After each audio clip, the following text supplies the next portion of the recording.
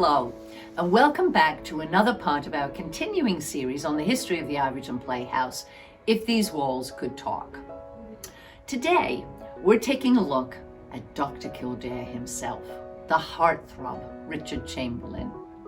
You know, we'd originally decided we would shoot this little video in June of last year, but somehow we weren't able to do that.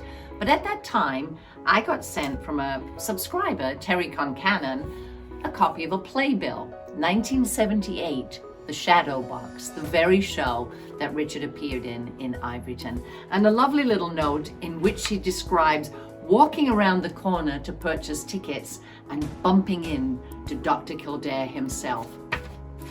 My heart would have raced. He was born George Richard Chamberlain in Beverly Hills in 1934.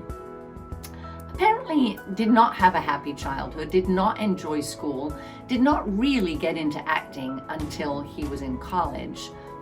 He joined the army right after college, and when he got out in 1958, he headed to Hollywood. He was so handsome. He found lots of roles and little guest appearances in shows such as Gunsmoke, but he didn't really find his niche until he was offered the role of Dr. Kildare,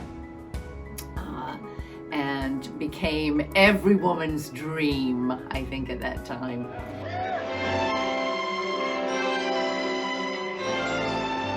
I don't know, but please help him. Well, we'll help him, but we have to know what happened.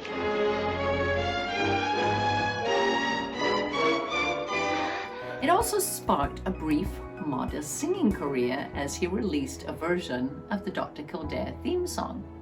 3 stars will shine tonight, one for the lonely.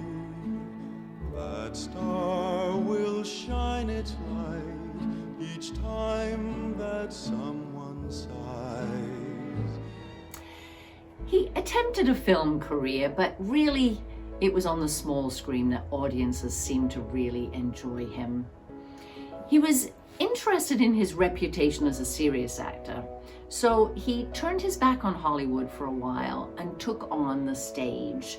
In 1966 alone, he appeared in Private Lives, The Philadelphia Story. He even played Tony in a production of West Side Story.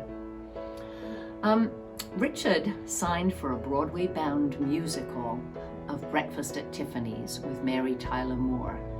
Sadly, now known as one of the biggest flops in Broadway history.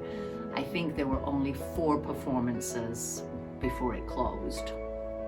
So he decided to get out of the States for a while and headed to England, where again he took on some really meaty, serious roles.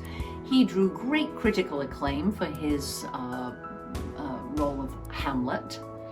He was also in Julius Caesar, This Lady's Not for Burning, Richard II.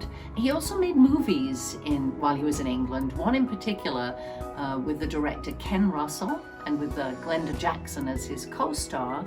I remember him in The Music Lovers, where he played Tchaikovsky. When he returned to the States, he made his Broadway debut in 1975 in The Night of the Iguana.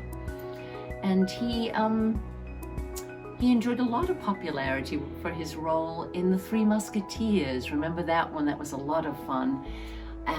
But I also remember him as the heartthrob priest in the Thorn Birds on the television. Remember that mini-series?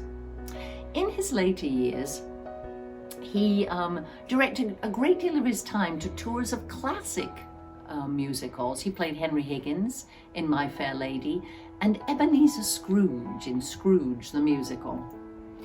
An enormously private man, Richard moved to Hawaii to get away from the Hollywood glare. But at age 69, he finally came out with a tell-all biography called Shattered Love, in which he quite candidly discussed his sexuality and how difficult it was hiding it all those years in Hollywood. Richard has since embraced his sexuality, appearing as gay characters in Will and Grace, and in the film I Now Pronounce You Chuck and Larry. More recently, He's enjoyed roles in the films Strength and Honor and The Perfect Family. But he'll always be Dr. Kildare to me. Thank you, Richard. Nice to get to know you.